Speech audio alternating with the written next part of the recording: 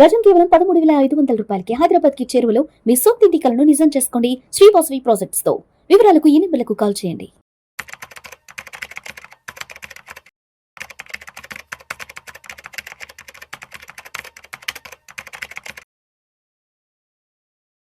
గిరిబాబు గారు నమస్తే సార్. నమస్తే అండి. Yes, welcome to Vishnu talks. Thank you. Giribabu గారు, ఈ డీమ్యాట్ అకౌంట్ లో ఉన్న షేర్ల బదిలీకి సంబంధించి బాంబే హైకోర్టు ఒక సంచలన తీర్పు ఇచ్చిందంటూ కూడా ఇవాళ మార్నింగ్ మనం ఒక న్యూస్ కి సంబంధించిన డిస్కషన్ కూడా స్టార్ట్ చేస్తాం ఈ ప్రోగ్రామ్ స్టార్ట్ అవ్వడానికి ముందర. అవును. సో ఏంటి అసలు డీమ్యాట్ అకౌంట్ లో ఉన్న షేర్లకు సంబంధించి బాంబే హైకోర్టు ఇచ్చిన సంచలన తీర్పు ఏంటి, అసలు అక్కడ ఉన్న నేపథ్యం ఏంటి అసలు? యాక్చువల్గా కేసు ఏంటంటే this is exactly similar case like Karvy.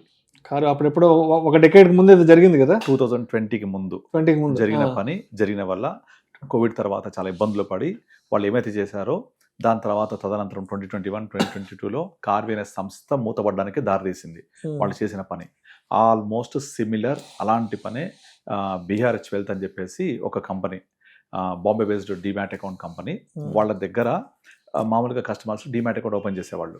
అలా ఒక కపుల్ డీమ్యాట్ అకౌంట్ ఓపెన్ చేసి 86 లక్షల విలువైన షేర్లు పెట్టుకున్నారు వాళ్ళ డీమ్యాట్ అకౌంట్. అయితే వాళ్ళు ఏం చేశారంటే, కంపెనీ ఏం చేసిందంటే కస్టమర్స్ ప్రమేయం లేకుండా 9,493 మంది అంతమంది యొక్క షేర్లు వాళ్ళ డీపీలో ఏవైతే ఉన్నాయో వాటన్నిటిని హెచ్డిఎఫ్సి బ్యాంకుకు తనఖా పెట్టి లోన్ తీసుకుంది.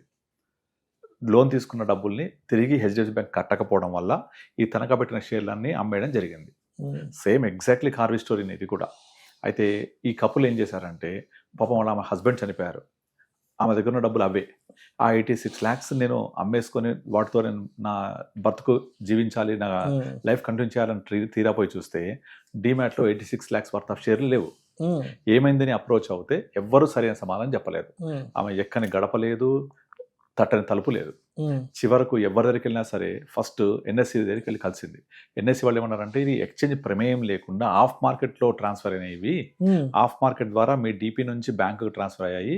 ఆ బ్యాంక్ వాళ్ళకు తనఖా పెడితే ఎవరైతే తనఖా పెట్టారో మీ డీపీ వెల్త్ వాళ్ళు రీపే చేయకపోవడం వల్ల వాళ్ళు అమ్మేసుకున్నారు.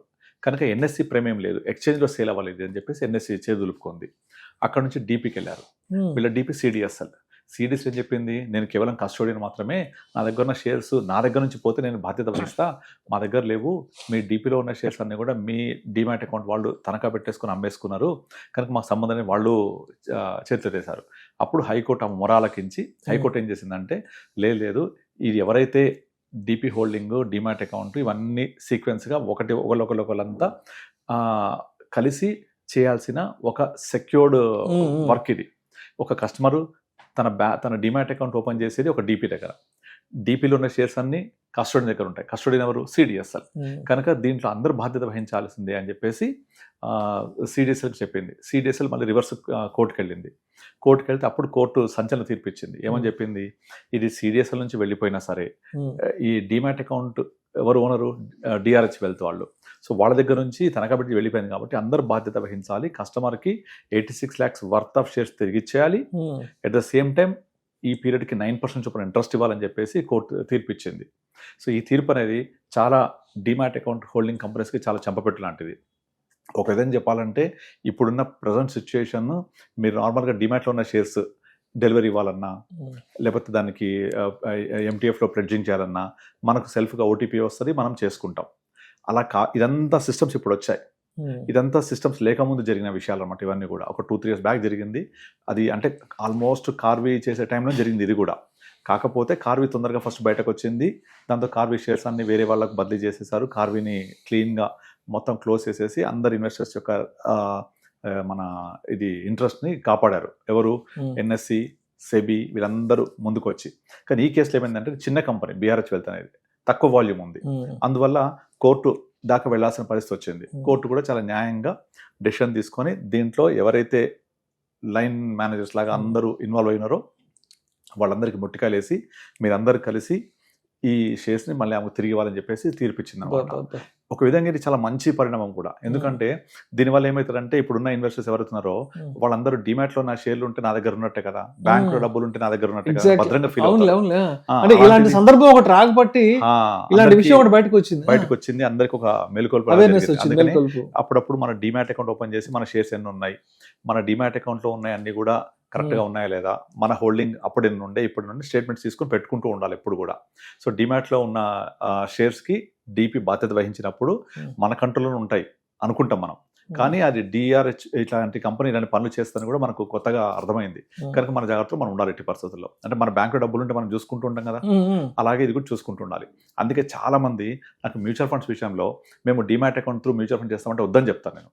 ఎందుకంటే mutual fund through demat account అంటే demat account through mutual funds కొనుక్కుంటే మన యూనిట్స్ వెళ్ళి కస్టోడియన్ దగ్గర ఉంటాయి. ఎవరు? CDSL or NSDL. ఎగ్జాక్ట్లీ. జీరోదాలో కొనుక్కుంటే సిడిఎస్ఎల్లో ఉంటాయి, షేర్ ఖాన్ అలాంటి వాటిలో కొనుక్కుంటే హెచ్డిఎఫ్సి సెక్యూరిటీస్ కొనుక్కుంటే ఎన్ఎస్డిఎల్లో ఉంటాయి.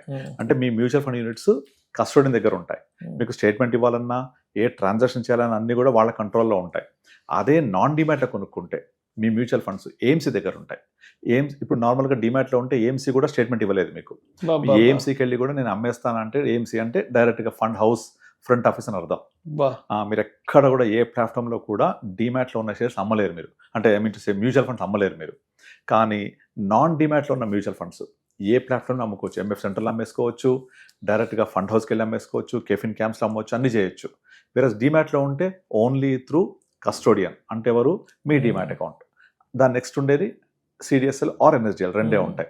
వాళ్ళ ద్వారా మాత్రమే అమ్మడానికి స్కోప్ ఉంటుంది. రేపు పొద్దున మీ demat account annual maintenance charges కట్టట్లేదు, మీ డిపి యాక్టివ్ లేదు, లేదా మీ డిమాట్ అకౌంటే యాక్టివ్ లేదు, మీరు యాక్టివ్గా లేదు మీ అకౌంట్, మీరు అమ్మలేరు. చాలా కష్టం, స్టేట్మెంట్ దొరకదు మీకు. సో ఇలా లాక్ అయిపోతాం. అందుకని చాలా మందికి వాళ్ళు అనుకుంటారు కదా, నా డిమాట్లో ఉంటే నేను సేఫ్, మ్యూచువల్ ఫండ్స్ అన్ని ఒక దగ్గర పెట్టుకుంటా అంటారు. పెట్టుకోవచ్చు, దానికోసం పెట్టుకున్నప్పుడు జరిగే నష్టాలు ఇవన్నీ కూడా.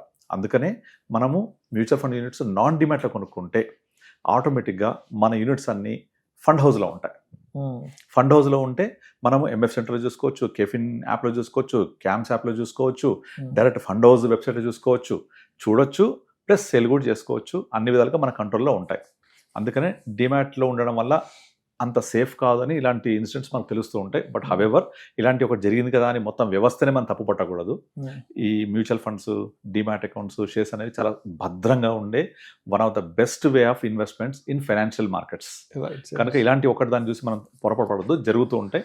దాన్ని మనం జరిగినప్పుడు ఎలా ఎదుర్కోవాలి, మనం ఎలా అవేర్నెస్తో ఉండాలి అనే దానికి ఒక మంచి ఉదాహరణ లాంటిది అనమాట ఇది. కనుక ఒకటి జరిగిందని అందరికి జరుగుద్దని కాదు, మళ్ళీ జరుగుతాయని కాదు. సెబీ అక్కడ ఉంది, ఎప్పటికప్పుడు చర్యలు తీసుకుంటూ ఉంటుంది. మనం కూడా ఒక జాగరూకతతో ఉండాలి అని చెప్పడం దీని ఉద్దేశం. Right sir. Thank you sir. Thank you so much. Thank you అండి.